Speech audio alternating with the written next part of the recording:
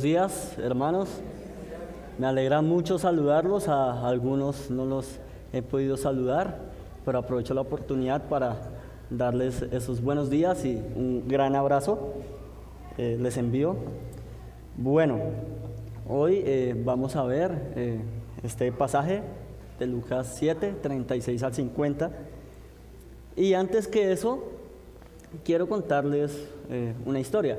Un hombre estaba perdido en el desierto, destinado a morir de sed. Por suerte, llegó a una cabaña vieja, desmoronada, sin techo y sin ventanas. El hombre anduvo por ahí buscando una pequeña sombra donde acomodarse y protegerse del calor y del sol del desierto. Mirando a su alrededor, vio una vieja bomba de agua y estaba toda oxidada. Se arrastró hacia allí, tomó la manivela como pudo y comenzó a bombear y a bombear y a bombear, pero no sucedía nada.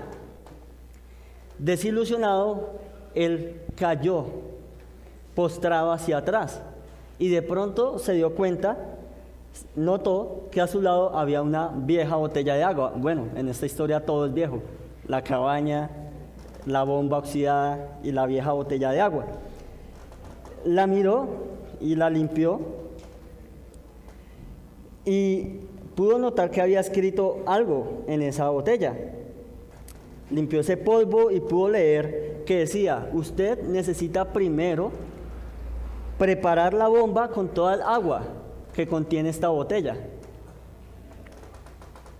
Mi amigo, después, por favor, tenga la gentileza de llenar nuevamente la botella antes de marcharse. El hombre desenroscó la botella, vio hacia adentro y estaba llena de agua. Estaba llena de agua. Pronto se vio en un dilema. ¿Qué debía hacer? ¿Debía beber aquella agua? Si él bebía aquella agua, tal vez podría sobrevivir. Pero si la vertía en esa bomba vieja, podría obtener tal vez agua fresca, agua cristalina, agua bien fría, como la de esta botella. La podría obtener del fondo del pozo, o tal vez no. Tal vez esta vieja bomba oxidada no serviría, no funcionaría, y el agua que tenía en esta botella sería desaprovechada, sería desperdiciada. Pero ¿qué debía hacer? Derramar el agua en la bomba y esperar a que saliese agua fresca, agua del pozo, agua bien fría para beber. Debía depositar toda esta agua de la vieja botella o beberla e ignorar el mensaje. Pero ¿qué haría este hombre? Más adelante vamos a ver la decisión que él tomó. A este punto hemos visto quiénes eran los fariseos y cuáles eran sus intenciones con respecto a Jesús. Leamos este versículo que nos muestra el papel que estaban desarrollando los fariseos en el ministerio de Jesús. ¿Ustedes lo pueden ver ahí? Lucas 6, 7. ¿Sí lo ven? Muy bien.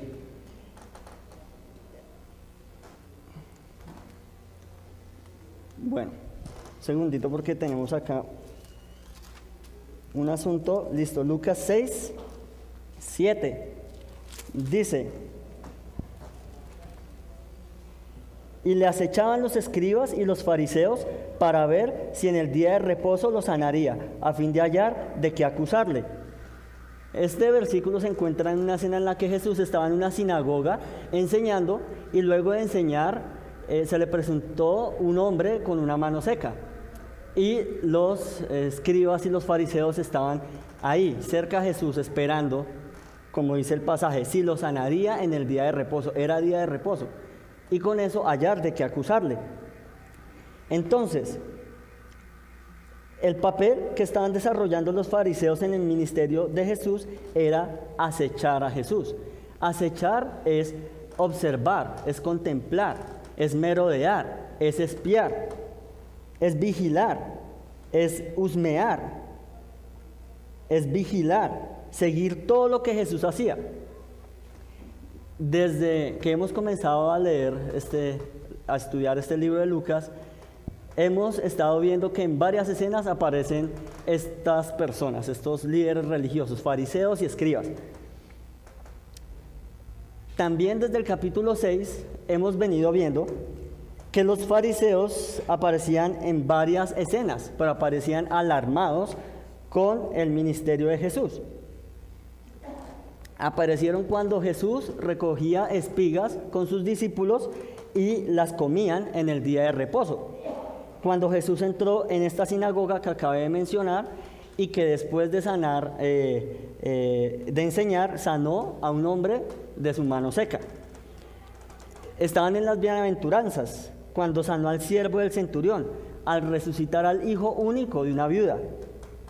En el mensaje que Jesús dio sobre Juan el Bautista. Y en muchas otras ocasiones ahí estaban los fariseos, estaban los escribas, estaban estos líderes religiosos. Pero definitivamente los fariseos no solo estaban detrás del ministerio de Jesús, sino estaban en medio del ministerio de Jesús. Pero no estaban allí porque quisieran seguirlo o servirle, o porque quisieran creer lo que él estaba diciendo, sino que intentaban encontrar cómo acusar a Jesús para condenarlo y enjuiciarlo. Es decir, su papel en el ministerio de Jesús era oponerse a la verdad, oponerse al misterio del Señor Jesucristo. Hay otro pasaje, miremos lo que dice Lucas 7, 29 y 30. Yo uso acá una versión, es Dios habla hoy, como ustedes la pueden ver en la pantalla, que dice, a ver, yo me acerco acá porque no traje mis gafas. Todos los que oyeron a Juan, incluso los que cobraban impuestos para Roma, se hicieron bautizar por él, cumpliendo así las justas exigencias de Dios. Pero los fariseos y los maestros de la ley no se hicieron bautizar por Juan, despreciando de este modo lo que Dios había querido hacer en favor de ellos. Entonces, ellos no querían ni seguir, ni servirle, ni creer en el Señor Jesús. ¿Saben qué hicieron estos fariseos? Lo que dice ahí. Ellos despreciaron lo que Dios había querido hacer en favor de ellos. La incredulidad era lo que manifestaban los fariseos, los escribas y los líderes religiosos en general, y seguían confiando en su propia justicia, en sus propias obras.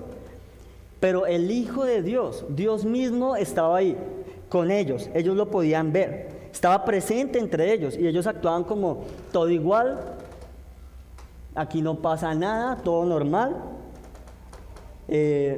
Aquí hay tal vez otro loco que dice que es el Mesías, pero yo no me arriesgo, era lo que pensaban ellos. Yo no me arriesgo, yo prefiero seguir confiando en mis obras, en mi justicia, en mi religiosidad, en mis ritos, en nuestros ritos, en mi propia justicia, que muy seguramente me salvarán.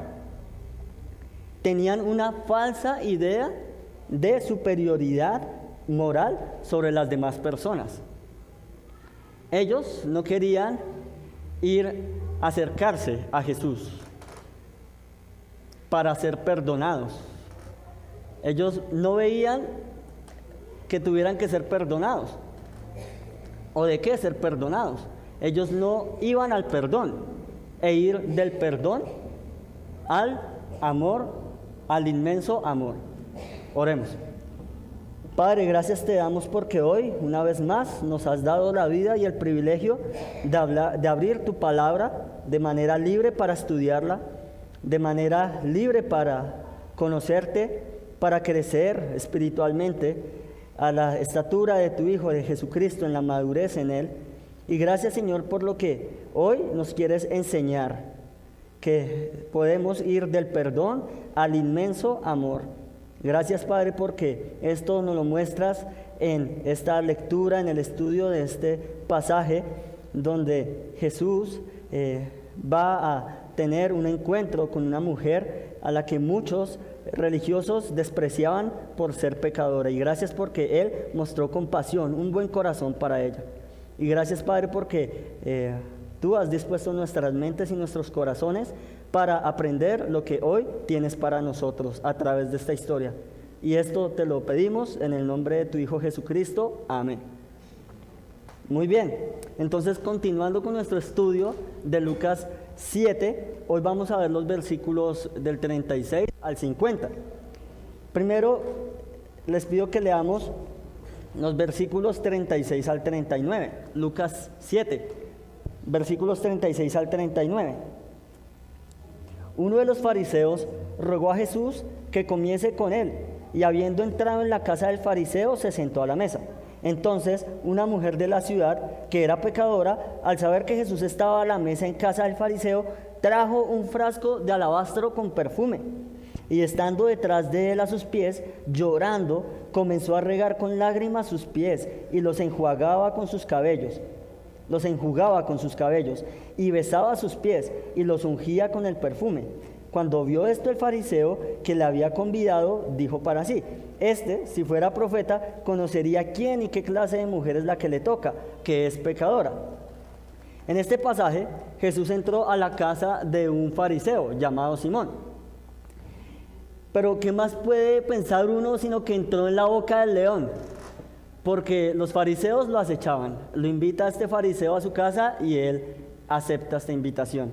No sabemos qué intenciones tenía el fariseo, si lo invitó por curiosidad o por hostilidad.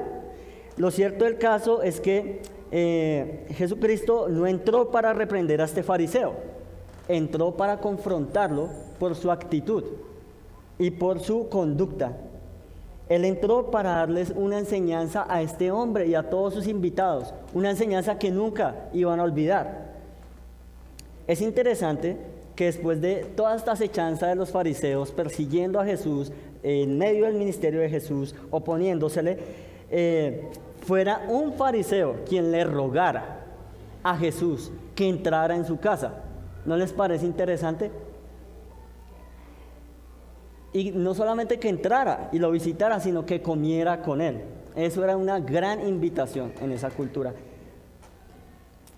Pero uno ve esto y uno dice, ¿qué? ¿Un fariseo invitando a quien pensaba que era su enemigo a su casa a comer con él? Eso es algo que no entendemos, pero bueno, sí, un fariseo invitó a Jesús y lo que sabemos es que sí, Jesucristo entró a su casa. Jesús aceptó la invitación. Tal vez habríamos esperado que Jesús tomara cualquier otra decisión, tal vez rechazarlo o no aceptar, pero Jesús entró a su casa. El caso es que Jesús entró con la disposición de hablar con el fariseo y con los invitados, de un asunto que sería muy importante aclarar. A este punto, todos estamos esperando, bueno, ¿qué le va a preguntar el fariseo al Señor Jesucristo? O aún más, ¿qué le va a responder el Señor Jesucristo a los pensamientos o a las preguntas de este fariseo, a sus requerimientos? ¿Cuál sería la reacción del Señor? Pero, por encima de todo pronóstico, estamos en esta escena, encima de todo pronóstico, aparece en la escena una mujer que no es cualquier mujer, es una mujer pecadora. La palabra dice una mujer pecadora. Ahora, ¿qué significa que sea pecadora? ¿Que acaso no todos somos pecadores? La palabra del Señor dice que por cuanto todos pecaron y están destituidos de la gloria de Dios. Seguramente a lo que se refiere acá la palabra del Señor era a que era una prostituta. Era una mujer pecante, es decir, una mujer que tenía un estilo de vida pecaminoso, que su estilo de vida era el pecado. Para los religiosos, el pecado de esta mujer era despreciable, era escandaloso, y por eso hacían a esta una mujer realmente despreciable. Muchos otros no querían ni siquiera acercársele, o ni siquiera dirigirle la palabra a esta mujer, para no dañar su imagen, para no dañar su apariencia, porque podrían pensar que estaban participando en su pecado. Pero aún para Dios, el pecado de inmoralidad sexual de esta mujer está al mismo nivel que el pecado de incredulidad que estaban mostrando los fariseos, los escribas y los líderes religiosos. Es equivalente. Pero la mayor diferencia, bueno, vamos a leer este pasaje. Santiago 2, 8 al 11. Esta es la Reina Valera, 1960. Si en verdad cumplís la ley real, conforme a la Escritura, amarás a tu prójimo como a ti mismo. Amarás a tu prójimo como a ti mismo. Bien hacéis, pero si hacéis acepción de personas, cometéis pecado y quedáis convictos por la ley, como transgresores, porque cualquiera que guardare toda la ley, pero ofendiere en un punto, se hace culpable de todos. Porque el que dijo, no cometerás adulterio, también ha dicho, no matarás. Ahora bien, si tú no cometes adulterio, pero matas, ya te has hecho transgresor de la ley. ¿Sí? Eso nos muestra que este pecado de incredulidad está al mismo nivel que el pecado de inmoralidad sexual de esta mujer. Pero la mayor diferencia que podemos ver en lo que acabamos de leer es que esta mujer admitió, ella reconoció su necesidad de Dios, reconoció que necesitaba el perdón de Dios, mientras los fariseos y los escribas, estos líderes religiosos, seguían confiando en su apariencia, en que su propia justicia los salvaría, que su propia justicia sería suficiente para agradar a Dios. Esta mujer trajo un frasco de perfume, un perfume muy fino, un perfume en aceite, por eso era muy, pero muy costoso. ¿De dónde obtuvo la mujer el dinero para comprar este perfume? ¿Será que se ganó una rifa? ¿O hizo un préstamo para comprarlo? No, muy seguramente de su trabajo, a lo que se dedicaba. Tomó entonces, bueno, para hacer una aclaración, esto nos muestra el sacrificio que hizo esta mujer, ¿sí?, para adorar al Señor Jesús en ese momento. Entonces esta mujer tomó el perfume que había comprado con las ganancias de su mala vida, con la que deshonraba a Dios, tal vez a su familia y al pueblo entero, y creyendo que Jesús era el Hijo de Dios, y por arrepentimiento de su mala vida con la que ofendía a Dios, adoró a Jesús, derramando el perfume en los pies de quien es digno de tal honor. Lo hizo como muestra de su amor al Señor. Solamente Él era quien la podía salvar de su vida pecaminosa, aquel que tiene el poder para perdonar pecados. En estos versículos podemos ver una preciosa escena de arrepentimiento de una mujer que se reconocía necesitada de Dios, una mujer que sabía que era pecadora. Pero por otro lado, la reacción del fariseo, ¿cuál fue? Fue pensar para sí mismo y de manera altiva que Jesús no era nadie importante. Incluso el pensamiento del fariseo nos da la apariencia de que estaba pensando que Jesús no era sabio. No era el Mesías porque no lo aceptaban. No era Dios porque no le creían. Y no era un profeta porque el fariseo tenía unas falsas expectativas de cómo debería reaccionar Jesús si fuera un profeta. Jesús debería haber sabido que si tocaba a esta mujer se contaminaría, porque esta mujer cargaba una multitud de pecados. Y eso era lo que hacían los fariseos y los líderes religiosos. No querían tener ningún tipo de contacto o de relación con una persona así, de esta clase, pecadora, como lo leíamos ahorita en Santiago. Estaban haciendo acepción de personas. En concreto, este fariseo pensaba que Jesús no era sabio porque permitía que una mujer de esta clase lo tocara. El Señor, la realidad es que el Señor está siempre dispuesto a perdonar con los brazos abiertos, a recibir a cualquier pecador arrepentido que se acerca con fe a Él. No importa cuán profundos, cuán perversos, cuán intensos hayan sido tus pecados, en Jesucristo sí hay perdón. En Jesucristo el Salvador hay perdón sobreabundante para lavarte de todo pecado y limpiarte de toda tu maldad. Esa es la realidad. Dios nos ha mostrado que a través de su palabra el perdón se corresponde con amor y gratitud. El primer punto era el perdón es para los pecadores. El segundo, el perdón se corresponde con amor y gratitud. Vamos a leer los versículos 40 al 47. Entonces, respondiendo Jesús, le dijo: Simón, una cosa tengo que decirte. Y él le dijo: Di, maestro. Un acreedor tenía 2 deudores. El uno le debía 500 denarios y el otro 50.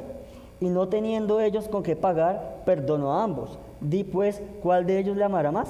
Respondiendo Simón, dijo: Pienso que aquel a quien perdonó más. Y él le dijo: Rectamente has juzgado. Y vuelto a la mujer, dijo a Simón: ¿Ves a esta mujer? Entré en tu casa y no me diste agua para mis pies, mas ésta ha regado mis pies con lágrimas y los ha enjugado con sus cabellos. No me diste beso, mas ésta desde que entré no ha cesado de besar mis pies. No ungiste mi cabeza con aceite, mas ésta ha ungido con el perfume mis pies. Por lo cual te digo que sus muchos pecados le son perdonados, porque amó mucho, mas aquel a quien se le perdona poco, poco ama. Jesús le da un importante mensaje a este fariseo, un mensaje encriptado, un mensaje encapsulado en una sencillísima ilustración. Un acreedor, como lo leíamos acá, es un prestamista. Pero, ¿cuál es la diferencia en proporción de las dos deudas? 500 es 10 veces más que 50. Entonces, la diferencia de deudas es en una proporción de 10:1. La manera de pensar de los fariseos en cuanto a sí mismos, en cuanto a su pecado, era así, en proporción de 10:1. ¿Cómo así? ¿Cómo así que esa era la manera de pensar de los fariseos? Sí, un fariseo sabía que pecaba, que no era perfecto, pero comparándose con los demás era un santo. Mientras que todos los demás, con seguridad, todas las demás personas con seguridad, sí que tenían pecados, incumplían 10 de 10 y seguramente no tenían perdón de Dios. Así entendemos un poco más por qué o cuál es la razón de la actitud, de la conducta de estos fariseos. Estos fariseos se creían santurrones y veían a todos los demás, incluso a sus compatriotas, como pecadores despreciables. Ellos se creían muy buenos, muy buenas personas y miraban a todos con altivez. Pero eso era algo que solo estaba en sus mentes, esa no era la realidad. Ellos realmente pensaban así, pero se engañaban a sí mismos porque se estaban creyendo una mentira. No se veían a sí mismos como Dios los veía. ¿Quieren saber cuál era la realidad de estos fariseos? Podemos escucharlo de la propia boca del Señor Jesús en Mateo 23. Aquí lo tengo. En Mateo 23, les pido que me acompañen ahí. Vamos a leer no todo el pasaje, hay unos versículos que prefiero que leamos y están ahí, comenzando con el 3, el 5, dice: Entonces habló Jesús a la gente y a sus discípulos diciendo: En la cátedra de Moisés se sientan los escribas y los fariseos. Así que todo lo que os digan que guardéis, guardadlo y hacedlo, mas no hagáis conforme a sus obras, porque dicen y no hacen. Antes hacen todas sus obras para ser vistos por los hombres, pues ensanchan sus filacterias y extienden los flecos de sus mantos. El 13. Mas ay de vosotros, escribas y fariseos hipócritas, porque cerráis el reino de los cielos delante de los hombres, pues ni entráis vosotros ni dejáis entrar a los que están entrando. El 25. Ay de vosotros, escribas y fariseos hipócritas, porque limpiáis lo de afuera del vaso y del plato, pero por dentro estáis llenos de robo y de injusticia. Fariseo ciego, limpia primero lo de adentro del vaso y del plato, para que también lo de afuera sea limpio. Ay de vosotros, escribas y fariseos hipócritas, porque sois semejantes a sepulcros blanqueados, que por fuera a la verdad se muestran hermosos, mas por dentro están llenos de huesos de muertos y de toda inmundicia. Así también vosotros por fuera a la verdad os mostráis justos a los hombres, pero por dentro estáis llenos de hipocresía e iniquidad. ¿Qué tal? Dura, ¿no? Qué dura descripción de la conducta y de la actitud de hombres religiosos que se enfocaban solamente en su apariencia, que solamente se enfocaban en lo externo, que pensaban en lo que pensaban los demás de ellos, en cómo los veían los demás, pero estaban perdiendo de vista lo más importante: cómo Dios los veía, qué pensaba Dios de ellos. ¿Te has preguntado si lo que piensas en cuanto a ti es la realidad? ¿Tienes tú la idea en tu mente de la proporción de 10:1? ¿O te has creído una falsa idea que te ha vendido el mundo u otra persona acerca de cómo te ve Dios? Dios dice la verdad. ¿Por qué no preguntarle a Dios mismo? ¿Qué tiene Dios para decirte? ¿Cuál es la verdad? Con seguridad, Dios dice la verdad en estos pasajes. Isaías 53:6. Todos nosotros nos descarriamos como ovejas, cada cual se apartó por su camino. Romanos 5:12. Por cuanto todos pecaron. Santiago 2:10. Porque cualquiera que guardare toda la ley pero ofendiere en un punto se hace culpable de todos. Ezequiel 18:20. El alma que pecare, esa morirá. Romanos 6:23. La paga del pecado es la muerte. Qué dura, pero qué acertada es la descripción que Dios da de nuestro estado delante de Él. Es una radiografía, pero hay esperanza. Hay una gran esperanza. Continuando con la lectura, con el estudio de Lucas 7, el prestamista les perdonó la deuda a los dos deudores, a ambos, porque no tenían cómo pagar, no tenían ninguna manera de pagar esa deuda. Lo cierto es que Dios está dispuesto a perdonar a todo aquel que está de acuerdo con lo que Dios dice de él, con lo que acabamos de leer, que está de acuerdo en cómo lo ve Dios y que sabe, acepta, también reconoce que necesita el perdón de Dios, porque no tiene cómo pagar esa gran deuda que ha contraído con Él y que se llama pecado. Es una gran deuda. Reconoce que está en la quiebra espiritual, por decirlo así, y que solo Dios puede perdonarle esa deuda para estar a paz y salvo con Él. La afirmación de Jesús es: ama más a quien se le perdona más. Hace luego, en siguiente circunstancia, o bueno, lo que sigue con el Señor, es que Él hace un contraste entre los que lo aman y los que no lo aman, entre estos dos tipos de personas. Los que aman al Hijo de Dios se humillan a sí mismos para servirle a Él. Muestran su amor hacia Él, viven para Él, lo honran a Él al reconocer que es el Señor. Pero los que no aman al Señor, los que no aman al Hijo de Dios, no ven la humillación como algo necesario, no ven el arrepentimiento como algo necesario o fundamental en su relación con Dios. No tienen que demostrar algo que no sienten. Viven para sí mismos y no reconocen a Jesús como el Señor de sus vidas. ¿Y qué de ti? ¿Amas al Hijo de Dios? ¿Lo amas verdaderamente? ¿Lo amas con un corazón honesto? ¿O te conformas con la apariencia externa y confías en todo lo que haces?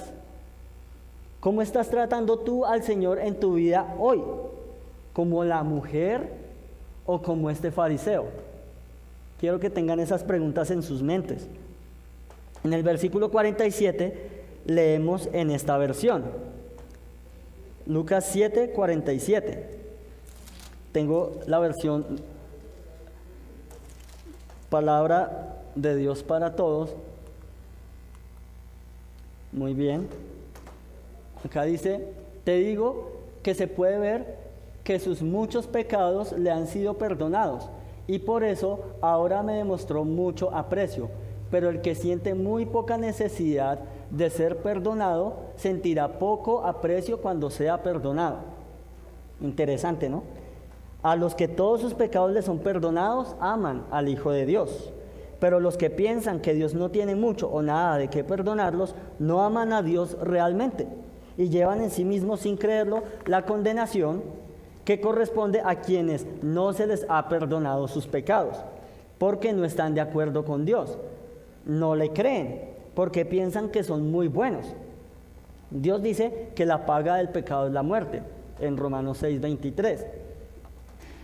Y si tú ya has entendido y aceptado el perdón de Dios, ¿estás respondiendo con amor a Él y a tus hermanos? ¿Le estás sirviendo a Él? ¿Lo que haces es para su gloria? ¿Estás viviendo consecuentemente al inmenso amor que Él ha mostrado? Hay algo que aclarar, y es que esta mujer no fue perdonada por su amor por Cristo. El amor fue el resultado de haber recibido el perdón de sus pecados, de haber recibido el perdón, algo que ya había pasado en ella.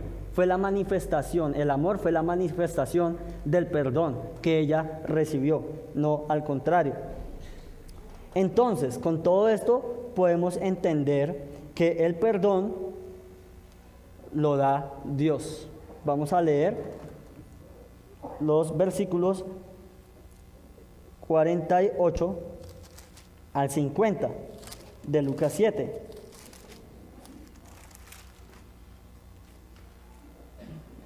Dice,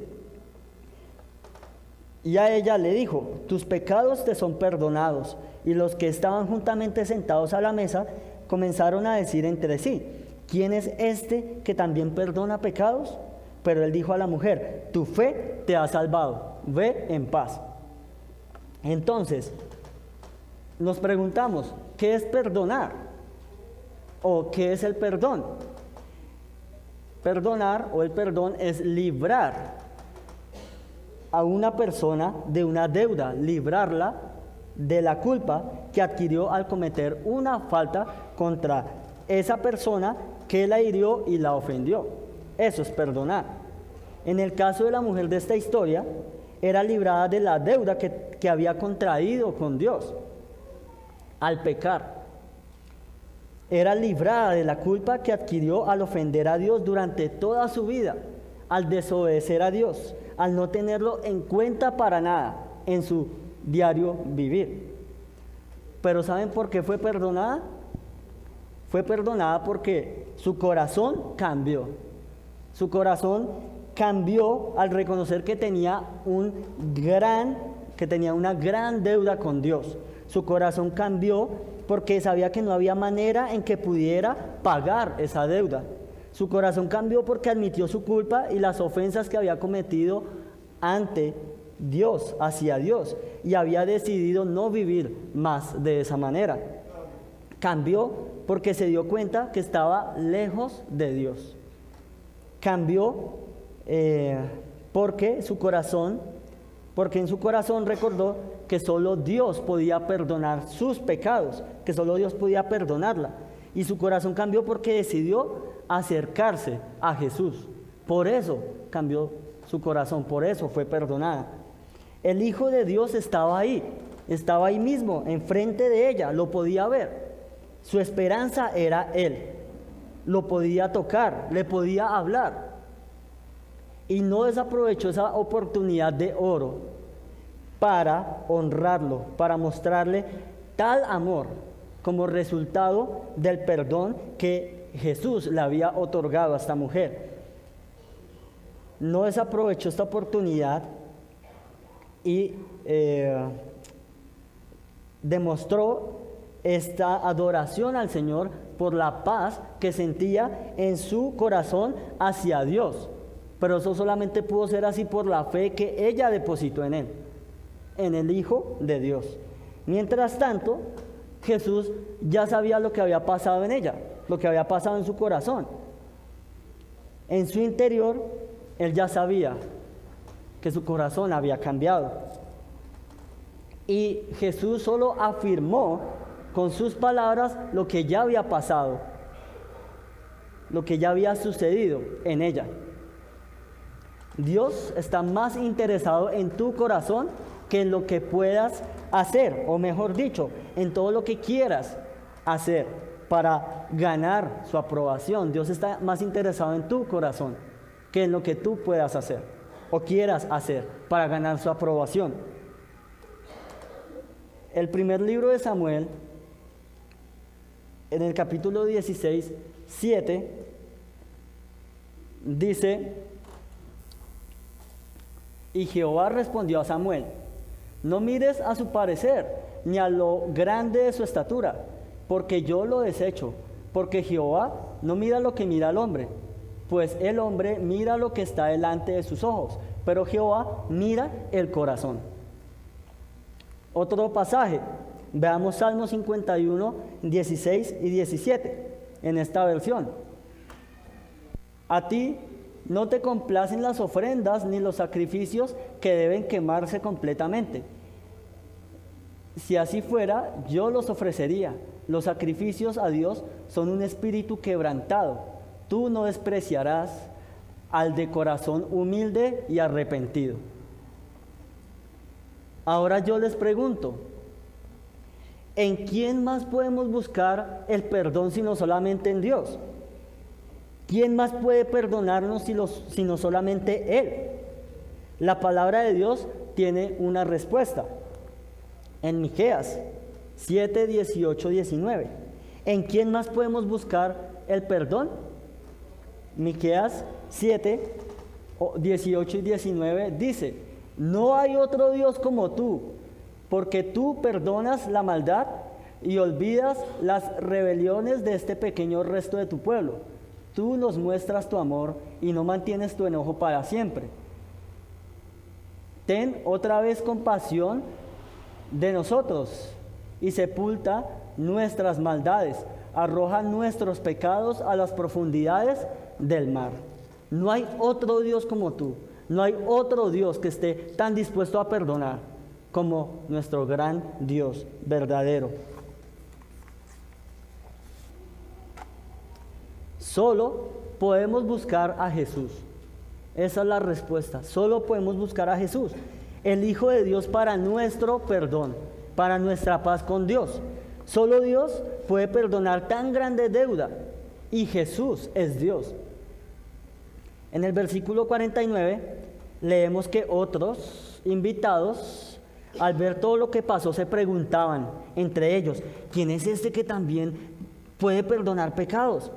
Estaban todos cuchicheando y hablando de eso mientras pasaba todo que estaba pasando entre esta mujer y Jesús, que ella estaba ungiendo los pies del Señor Jesús. Pero esa no era la primera vez que algunas personas se preguntaban esto o se preguntaban lo mismo acerca del Señor Jesús. ¿Quién es este que también perdona pecados? Leemos en Lucas 5, 20 y 21 lo siguiente.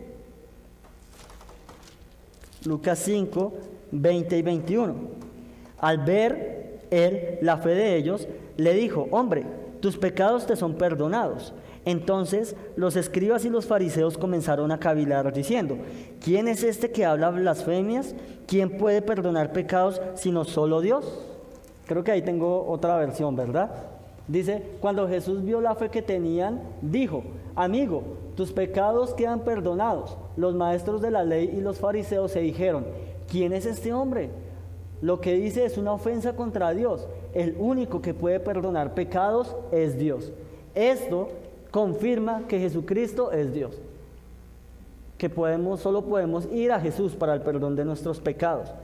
Este fariseo y sus invitados habían escuchado de Jesús, de sus milagros, posiblemente habían escuchado sus palabras, habían estado viendo todo lo que Jesús hacía, que tenía compasión de todas las personas, que les mostraba amor, sin importar las circunstancias o qué clase de persona fuera. Jesús no hacía acepción de personas, pero con todo eso, este fariseo y sus invitados no podían ver con claridad que Jesús era el Mesías, que era aquel que había de venir a rescatarlos de la esclavitud de sus pecados. No se daban cuenta que Jesús era Cristo mismo y no podían creer que Él era Dios. Lo rechazaban. Sus corazones estaban en el sentido opuesto al de esta mujer. Esta mujer estaba reconociendo, aceptando, estaba arrepentido. Los corazones de este fariseo y de sus invitados estaban en el sentido totalmente contrario. En lugar de manifestar arrepentimiento, cerraron su corazón, lo cerraron, lo blindaron contra Jesús, contra sus palabras, contra cualquier cosa que él pudiera hacer. Lo endurecieron para no creer. Ni siquiera querían pensar en que necesitaban el perdón de Dios. Creían que Dios no tenía nada o mucho de qué perdonarlos. Eso muestra orgullo. En Lucas 7:50 dice: pero él dijo a la mujer: tu fe te ha salvado, ve en paz. El perdón de Dios trae salvación. El perdón de Dios es vida y paz. Eso es lo que afirman estos pasajes que vamos a leer a continuación. Efesios 2, 8 y 9. Porque por gracia sois salvos por medio de la fe, y esto no es de vosotros, pues es un don de Dios, no por obras, para que nadie se gloríe. Romanos 5, 1 y 2. Justificados pues por la fe, tenemos paz para con Dios por medio de nuestro Señor Jesucristo, por quien también tenemos entrada por fe a esta gracia en la cual estamos firmes y nos gloriamos en la esperanza de la gloria de Dios. Otro pasaje, Efesios 1:7.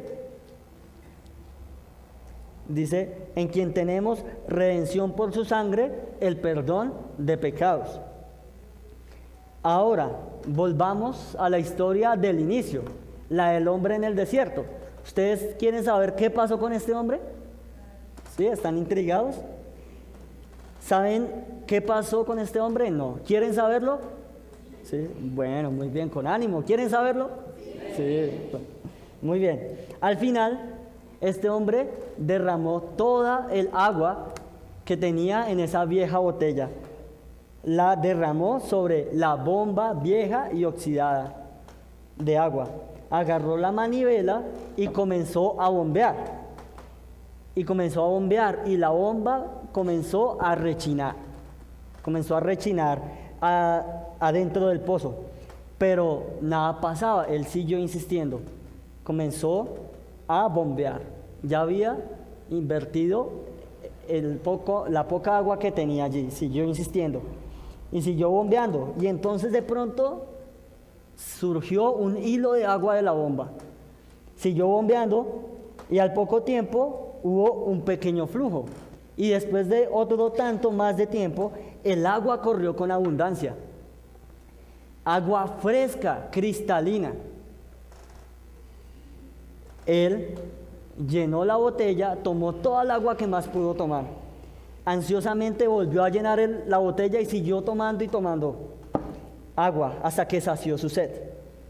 Él bebió ese contenido refrescante, tomó aún más y enseguida la llenó de nuevo para el próximo viajante y selló su tapa. La llenó hasta arriba, pero también hizo algo, tomó una pequeña nota, un pequeño papel y escribió una nota y añadió otra frase a la frase que ya estaba en la botella. Él escribió: créame que funciona. Usted tiene que dar toda el agua antes de obtenerla nuevamente. Interesante, ¿no? Un acto de confianza, un acto de fe, la de este hombre. La decisión de este hombre fue la misma decisión que tomó esta mujer pecadora. Fue la misma decisión. Fue la misma decisión de la mujer de esta historia que nos dejó Lucas. Este hombre decidió confiar en estas viejas palabras escritas, en esa botella con poca agua. Y a pesar de pensar que con esa poca agua podría sobrevivir, prefirió derramar el agua con la que pensaba que podría sobrevivir y obtener una corriente de agua abundante, fresca, cristalina, que con seguridad lo mantendría con vida por más tiempo.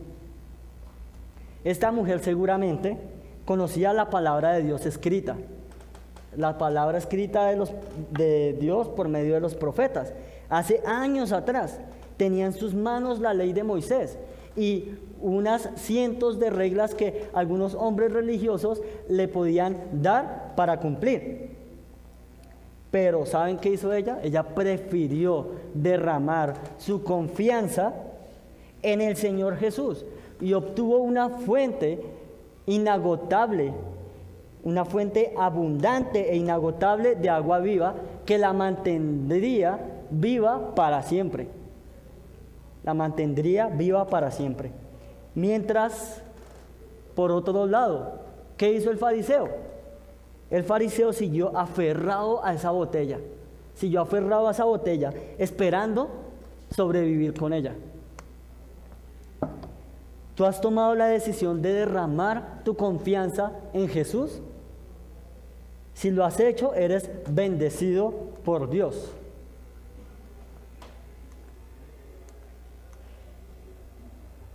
Si lo has hecho, eres bendecido por Dios y muy, muy dichoso. Pero si no has tomado la decisión, ¿qué esperas? ¿Qué esperas? Hoy mismo puedes salir sabiendo que son tuyas las palabras que el Señor Jesús le dijo a esta mujer, pero solo si depositas tu confianza, tu fe en Él, en Jesucristo. Tus pecados son perdonados, tu fe te ha salvado. Ve en paz. Vamos a orar. Padre, gracias te damos por este mensaje que nos das acerca de cómo nos has sacado de un desierto en el que nuestro destino era morir. Nos has llevado a depositar nuestra confianza en Jesucristo para obtener de Él agua abundante e inagotable, porque Él es la fuente de agua viva. Gracias, Padre, porque nos permites ver que tú estás dispuesto para perdonar pecados, que el perdón es para los pecadores, que solo tú, Dios, das el perdón, y que el perdón se agradece con amor, se retribuye con amor. Y gracias, Padre, porque en muchos ya ha habido esta decisión por Jesús, pero en muchos otros no, Señor. Te pido que estas personas que no han derramado su confianza en el Señor Jesús para obtener esta fuente de agua viva, puedan depositar su fe en Él, sabiendo que podrán vivir junto a esta fuente, junto al Señor, para siempre, que se mantendrán con vida por la eternidad. Y gracias, Padre, porque nos muestras estos dos contrastes, este contraste entre estas dos personas, entre una mujer que se reconocía pecadora y un fariseo que realmente por orgullo pensaba que era bueno, que sus obras y su propia justicia con seguridad lo salvarían, pero se estaba engañando. Padre, si tenemos un pensamiento así, te pido que lo quites de nuestras mentes y que nos permitas ver con claridad la verdad de que en Jesús, quien es tu Hijo, quien es Dios mismo, se encuentra el perdón, la salvación y la paz.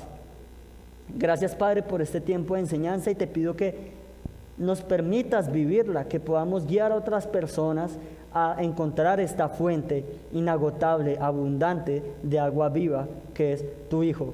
En el nombre del Señor Jesucristo, nuestro Señor y Salvador, te oramos. Amén.